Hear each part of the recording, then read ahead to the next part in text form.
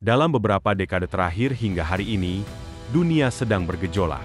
Bukan karena dentuman meriam atau derap tank, melainkan akibat sebuah perang yang senyap namun dahsyat, perang dagang antara China dan Amerika Serikat.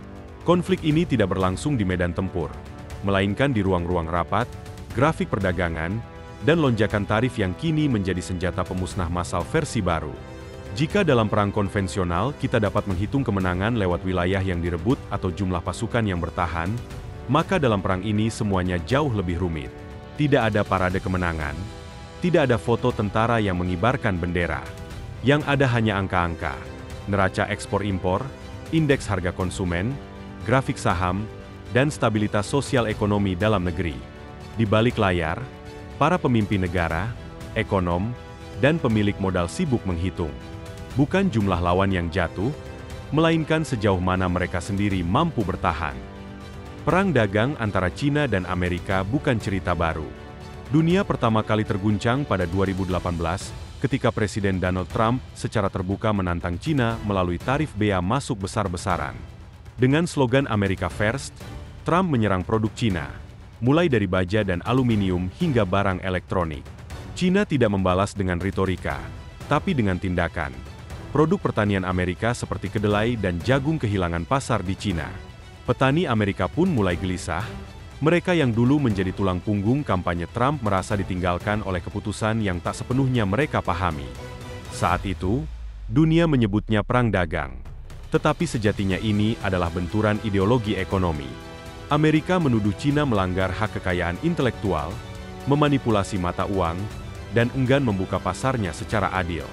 Sebaliknya, China melihat Amerika sebagai kekuatan lama yang panik karena tak mampu mengendalikan kebangkitan kekuatan baru. Perjanjian fase 1 yang disepakati pada Januari 2020 seolah menjadi penawar luka, tapi tidak menyembuhkan infeksi.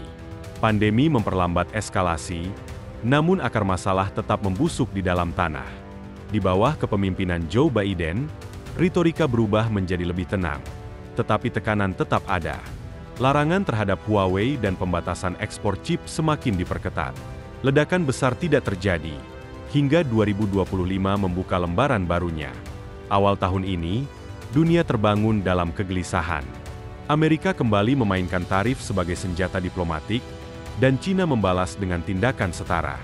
Kali ini, tidak ada lagi keraguan. Perang dagang jilid 2 telah dimulai. Tarif-tarif baru bukan sekadar kebijakan ekonomi, melainkan bentuk ketegangan geopolitik yang lebih dalam. Amerika Serikat menaikkan tarif impor terhadap produk utama dari China hingga 245%. Bukan angka salah ketik, tetapi pernyataan resmi dari Departemen Perdagangan AS. Alasannya, melindungi industri domestik dari praktik ekonomi tidak adil. Namun dunia tahu, ini bukan semata soal ekonomi, melainkan pernyataan keras tentang siapa yang akan menguasai masa depan. China merespons cepat dengan menaikkan tarif balasan hingga 125% untuk produk ekspor AS, terutama di sektor pertanian, elektronik, dan otomotif. Tak hanya itu, Beijing mulai memindahkan pesanan ke Asia Tengah, Asia Tenggara, dan Afrika, mengirimkan sinyal bahwa mereka siap bertarung dalam jangka panjang. Tapi apa sebenarnya yang membuat Amerika begitu resah? Yang pertama, Amerika merasa kalah di rumah sendiri. Pabrik-pabrik di Detroit, Pennsylvania, dan Ohio tutup satu persatu. Barang-barang impor murah dari China menghancurkan daya saing produk lokal. Sejak China bergabung dengan WTO pada 2001, lebih dari 3,4 juta pekerjaan manufaktur menghilang. Ini bukan sekadar angka di laporan ekonomi. Ini adalah kenyataan di jalanan kota-kota industri. Ketakutan kedua, ketergantungan pada teknologi dan komponen vital. Laporan tahun 2025 dari Departemen Perdagangan AS menunjukkan bahwa 70% komponen baterai kendaraan listrik, tulang punggung otomotif masa depan, masih bergantung pada China. Belum lagi dominasi China atas logam tanah jarang, seperti neodymium dan dysprosium, yang krusial bagi turbin angin dan ponsel pintar. Ketakutan ketiga, kapitalisme global yang meninggalkan rakyat. Sistem ekonomi pasar bebas yang dahulu dibanggakan kini justru menyakiti buruh lokal. Perusahaan memilih buruh murah di Asia daripada kesejahteraan pekerja domestik. Ini melahirkan populisme, retorika proteksionis, dan gelombang politik yang menyerukan perlindungan terhadap industri dalam negeri. Ketakutan keempat, kehilangan posisi sebagai pemimpin dunia. Dolar tak lagi satu-satunya penguasa sistem keuangan global. Silicon Valley tak lagi mendominasi teknologi. Negara-negara berkembang kini lebih memilih proyek dan dana dari Beijing daripada aliansi dengan Washington. Akhirnya, Amerika Serikat menyadari, mimpi tentang abad Amerika mungkin sudah lewat. Dan satu-satunya cara untuk bertahan adalah dengan melawan. Bahkan jika harus membakar pasar dunia dalam prosesnya. Perang ini bukan soal siapa yang menang. Ini soal siapa yang lebih dulu runtuh. Namun, seperti setiap babak dalam sejarah besar umat manusia, selalu ada dampak ikutan yang meluas, dan dalam perang dagang ini, dunia adalah korban sunyi yang harus menanggung akibat dari ketegangan dua raksasa. Negara-negara berkembang kini berada dalam posisi yang sulit. Di satu sisi, mereka tergiur dengan investasi infrastruktur, pinjaman lunak, dan akses teknologi dari Cina. Di sisi lain, mereka tidak ingin kehilangan pasar ekspor ke Amerika atau menghadapi sanksi akibat dianggap terlalu dekat dengan Beijing. Ketegangan ini menciptakan dilema geopolitik yang rumit, terutama di Asia Tenggara, Afrika, dan Amerika Latin. Diplomasi ekonomi kini berubah menjadi permainan catur global, di mana setiap langkah salah bisa berarti kehilangan dekade pertumbuhan. Perusahaan multinasional pun tidak tinggal diam. Demi bertahan, mereka mulai melakukan relokasi besar-besaran. Vietnam, Indonesia, Thailand, dan India menjadi magnet baru investasi karena dianggap lebih netral. Namun, gelombang relokasi ini juga membawa risiko baru.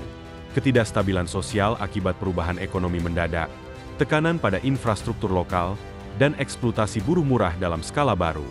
Ini bukan hanya soal efisiensi rantai pasok, tapi soal etika bisnis dalam dunia yang semakin terpecah.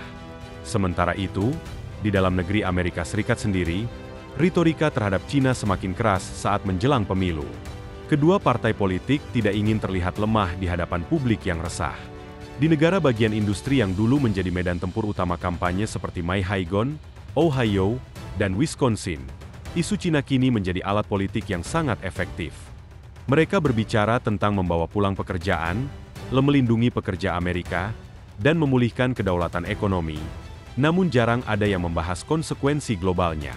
Begitu pula di Cina. Pemerintah berusaha menjaga stabilitas sosial di tengah tekanan global. Mereka memperkuat konsumsi dalam negeri, mendorong inovasi teknologi lokal, dan mempercepat diversifikasi mitra dagang. Retorika patriotik diperkuat di media, dengan narasi bahwa Cina tidak tunduk pada tekanan asing, melainkan sedang membangun masa depan yang mandiri dan unggul. Perang dagang ini juga menandai babak baru dalam definisi kekuatan global. Jika dulu kekuatan diukur dari jumlah kapal induk dan pangkalan militer, kini ia ditentukan oleh dominasi teknologi, kontrol rantai pasok strategis, dan siapa yang lebih dulu menguasai masa depan energi dan data. Dunia sedang menyaksikan bukan sekadar konflik antara dua ekonomi terbesar, tapi sebuah kontestasi untuk memimpin arah peradaban abad ke-21. Dan seperti biasa, dalam setiap pertarungan besar, akan ada pemenang baru yang lahir dari reruntuhan. Pertanyaannya kini bukan lagi siapa yang lebih kuat antara Amerika dan Cina, tetapi siapa yang mampu beradaptasi, siapa yang mampu membangun sistem ekonomi yang berkeadilan, inklusif, dan berkelanjutan di tengah dunia yang semakin tidak pasti ini. Strategi senyap Cina dan runtuhnya narasi perdagangan bebas. Ketika Amerika Serikat menggempur dengan tarif, ancaman, dan sorotan media, Cina menjawab dengan cara yang jauh lebih senyap, namun tak kalah mematikan. Di permukaan, negeri tirai bambu terlihat seperti tengah meredakan ketegangan. Para pejabat tinggi mereka berbicara tentang dialog, menyerukan kerjasama multilateral, dan mengajak dunia untuk tidak panik. Namun di balik pidato-pidato yang penuh kedamaian itu, Cina bergerak cepat, dalam diam, dengan strategi yang matang. Amerika Serikat seakan lupa bahwa Cina tahun 2025 bukanlah Cina tahun 2018. Kini, Cina jauh lebih mandiri secara teknologi, memiliki jaringan perdagangan yang lebih luas, dan pengaruh diplomatik global yang semakin kuat. Sejak Perang Dagang 2018, Cina telah mengerjakan pekerjaan rumahnya dengan sangat serius. Perusahaan-perusahaan teknologi besar Cina tak lagi sepenuhnya bergantung pada chip Amerika. Mereka mengembangkan alternatif lokal, memperluas kerjasama dagang ke Afrika dan Asia, serta memperkuat proyek Belt and Road ke wilayah-wilayah strategis. China juga menggandeng blok ekonomi baru melalui inisiatif BRI Plus untuk mengurangi ketergantungan terhadap dolar Amerika. Mereka tak lagi bermain dalam sistem yang diciptakan Barat, tetapi justru membangun permainan baru yang sulit diimbangi oleh Washington. Ketika Amerika menaikkan tarif dan memaksa puluhan negara bernegosiasi ulang, China justru bergeming, membiarkan lawannya frustrasi dan, pada akhirnya, menelan ludah sendiri. Di samping itu, China memahami satu hal penting. Menggantungkan nasib pada pasar Amerika berarti menyerahkan senjata pada lawan. Karena itu, mereka mempersiapkan jalan keluar sejak lama. Afrika dijadikan ladang ekspansi investasi. Asia Tengah dikuasai melalui proyek infrastruktur, dan Amerika Latin dipikat dengan kredit murah dan teknologi. ASEAN, termasuk Indonesia, Vietnam, dan Filipina, diposisikan sebagai mitra dagang utama yang baru. Ketika perang dagang kembali memanas di 2025, China dengan cepat mengalihkan arus ekspor ke kawasan-kawasan ini. Negara-negara berkembang menjadi pelabuhan baru bagi barang-barang buatan China. Maka wajar jika salah satu pejabat Beijing menyatakan dengan tenang namun penuh keyakinan, jika Amerika menutup pintu, maka kami akan membuka 1000 jendela. Salah satu kelemahan utama China dalam perang dagang pertama adalah ketergantungan terhadap ekspor. Kini, hal itu mulai diatasi. Pemerintah China mendorong konsumsi domestik secara agresif. Kelas menengah yang makin besar dimobilisasi untuk menjadi tulang punggung ekonomi. Kota-kota lapis kedua dan ketiga dibangun, infrastruktur diperluas, dan UMKM lokal digenjot. Kampanye nasional bertema kebanggaan terhadap produk dalam negeri dikobarkan. Bangga dengan buatan kita, bangkit dengan kekuatan sendiri. Di sisi lain, China selalu mandiri secara teknologi. Disinilah China menyimpan kartu trufnya. Tahun 2025 menjadi momentum pembuktiannya. Amerika mungkin bisa melarang Huawei, memblokir TikTok, dan membatasi pasokan chip dari Taiwan. Tapi kini, China tidak lagi diam. Dana triliunan yuan digelontorkan untuk membangun ekosistem teknologi lokal. SMIC, Semiconductor Manufacturing International Corporation, berkembang menjadi kekuatan baru. Huawei menciptakan chip 7 nanometer yang mulai menyaingi standar global.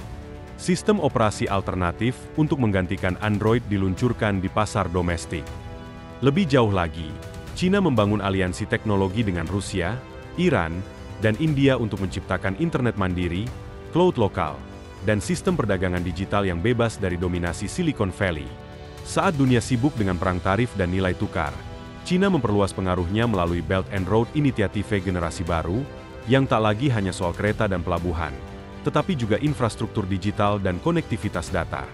Jaringan 5G buatan China telah menjangkau lebih dari 60 negara. Kabel optik bawah laut yang menghubungkan Asia, Afrika, dan Eropa dibangun oleh perusahaan-perusahaan China. Satelit komunikasi Baidu diluncurkan untuk memperkuat sistem navigasi independen milik China sendiri. China tak sekadar berdagang, mereka ingin mendominasi arus informasi dan logistik masa depan. Semua orang tahu, dolar adalah senjata pamungkas Amerika Serikat. Tapi China sedang membangun tandingannya. Melalui People's Bank of China, yuan digital dikembangkan dan mulai diterapkan secara luas. Pada tahun 2025, lebih dari 300 juta warga China telah menggunakannya dalam transaksi sehari-hari. Yang lebih penting, Iran, Arab Saudi, dan Rusia mulai menerima pembayaran ekspor minyak dalam yuan digital. Di saat yang sama, negara-negara anggota BRI Plus berdiskusi menciptakan sistem transfer internasional alternatif yang lepas dari dominasi SWIFT. Ini artinya, jika dolar adalah darah dari sistem keuangan global, maka China sedang membangun sistem sirkulasi darahnya sendiri. Dan ini membuat Washington tidak tidur nyenyak. Strategi China bukan tentang menang hari ini. Mereka bermain dalam tempo panjang. Seperti pemain catur yang rela kehilangan pion demi menang dalam 10 langkah ke depan. Mereka tahu, Amerika akan lelah oleh siklus pemilu dan tekanan domestik. Dunia, yang semakin tercerai-berai oleh proteksionisme, pada akhirnya akan mencari jangkar stabil baru. Dan ketika saat itu tiba, China akan hadir, bukan sebagai pesaing, tapi sebagai juru selamat. Namun perang ini tidak terjadi dalam ruang hampa. Dunia yang saling terhubung ini menjadi rapuh di setiap simpulnya. Satu guncangan dari dua raksasa ekonomi sudah cukup untuk mengguncang seluruh sistem. Hanya dalam hitungan minggu setelah tarif diberlakukan, dampak mulai terasa. Bukan hanya di lantai bursa, tapi di ladang, pabrik, pelabuhan, dan kantong-kantong buruh. Laporan WTO yang dirilis pada 16 April 2025 memperkirakan pertumbuhan perdagangan barang global tahun ini hanya 0,2%, anjlok tajam dari proyeksi awal 3%. Ini bukan sekadar koreksi. Ini adalah peringatan keras bahwa dunia sedang kehilangan momentumnya. Volume perdagangan antara Amerika dan Cina diperkirakan anjlok hingga 80% di sejumlah sektor. Permintaan bahan mentah dari negara berkembang ikut merosot, harga komoditas bergejolak, dan proyek-proyek besar mulai ditunda. PHK massal membayangi berbagai industri. Dunia yang selama ini percaya bahwa pasar bebas adalah jantung pertumbuhan, kini mulai meragukan segalanya. Teori globalisasi yang selama puluhan tahun diyakini, kini tampak rapuh. Dunia yang dulu bersaing untuk menurunkan tarif, kini berebut hak untuk menaikkannya. Ironisnya, dua negara yang dulu menjadi pilar perdagangan bebas, Amerika Serikat dan Cina, kini justru menjadi penyebab utama keruntuhannya. Amerika yang dulu mendorong liberalisasi lewat WTO, IMF, dan GATT, kini justru memimpin gerakan menutup pasar.